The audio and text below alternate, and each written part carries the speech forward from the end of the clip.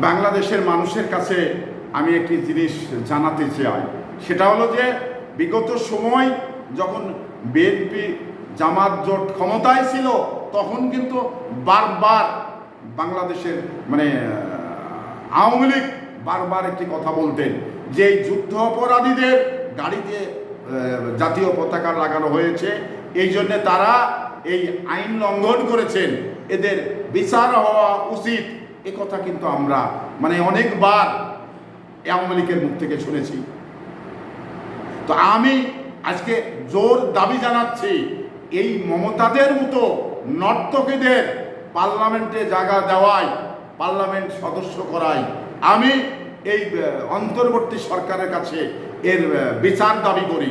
কারণ এই কারণেই বিচার দাবি করি, একটি পবিত্র মহান সংসদে এই সমস্ত নর্তকীদের সদস্য করায় আমি মনে করি এই মহান সংসদকে কলুষিত করা হয়েছে, এই সংবিধানকে অপবিত্র করা হয়েছে। এই জন্যে আমি এই সংবিধানকে বা মহান সংসদকে অপবিত্র করা হয়েছে এবং অবমাননা করা হয়েছে, তার জন্য বিচার চাই।